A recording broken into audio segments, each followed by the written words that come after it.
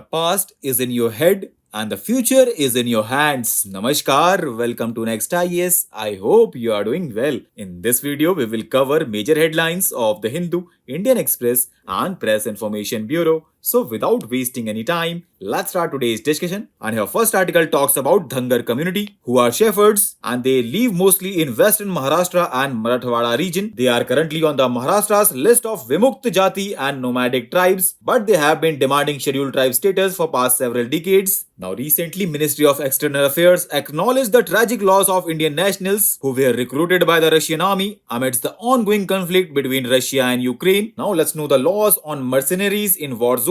So, friends, the distinction between conventional combatants and mercenaries is a fundamental cornerstone of international humanitarian law. A combatant is typically a member of the armed forces of a party to the conflict, whereas mercenary is recruited from the third party state unrelated to the conflict. Article 47 of the Additional Protocol 1 to the Geneva Conventions envisages 6 cumulative conditions for person to qualify as mercenary, and these include: a person should be specifically recruited locally or abroad in order to fight in an armed conflict, has taken a direct part in hostilities, is motivated to take part in hostilities essentially by desire for private gain, is neither national of a party to the conflict nor a resident of the territory controlled by a party to the conflict, is not a member of the armed forces of the party to the conflict, and has not been sent by a state which is not party to the conflict on official duty as a member of its armed forces. Now, recently, National Security Advisors of India and US reviewed progress on Initiative on Critical and Emerging Technologies, which is a framework agreed upon by the India and US for cooperation on critical and emerging technologies in areas including artificial intelligence, quantum computing, semiconductors, and wireless telecommunication. This initiative was first announced on the sidelines of Quad meeting in Tokyo in May 2022. Now, Digi Yatra could be expanded to hotels, rail travel, and public places. Talking about Digi Yatra, it is a project conceived to achieve contactless, seamless processing of passengers at airports based on facial recognition technology. It envisages that any traveler may pass through various checkpoints at the airport through paperless and contactless processing using facial features to establish identity. European Union's carbon border tax will penalize British green energy. Now let's know more about Carbon Border Adjustment Mechanism, which is a European Union's landmark tool to fight carbon leakage, and it is one of the central pillars of European Union's ambitions Fit for 55 agenda. It will equalize the price of carbon between domestic products and imports. This will ensure that European Union's climate policies are not undermined by the production relocating to countries with less ambitious green standards. It is a WTO compatible measure that encourages global industry to embrace greener and more sustainable technologies. Next article talks about direct seeding of rice, which is a method of paddy cultivation, and it is steadily gaining ground among farmers in the traditional paddy growing areas. Direct seeding rice method is a process of growing rice from seeds sown in the ground as opposed to transplanting seedlings from a nursery. It is seen to be most productive, environmentally friendly, and financially feasible rice production system. Now, recently, US Supreme Court rejected a petition seeking to undo the Food and Drug Administration's approval of a commonly available abortion pill called mifepristone, which is used for medical abortion. Now, India is developing verification mechanism for remission of duties and taxes on exported products scheme. This comes after the US and European Union imposed countervailing duties on paper file folders, common alloy aluminum sheet, and forged sheet fluid. Talking about remission of duties and taxes on exported products scheme, it is a key initiative by the government of India, and it is aimed at refunding various embedded taxes and duties on exported products. This scheme provides a mechanism for reimbursement of taxes, duties, and levies which are currently not being refunded under any other mechanism at central level, state,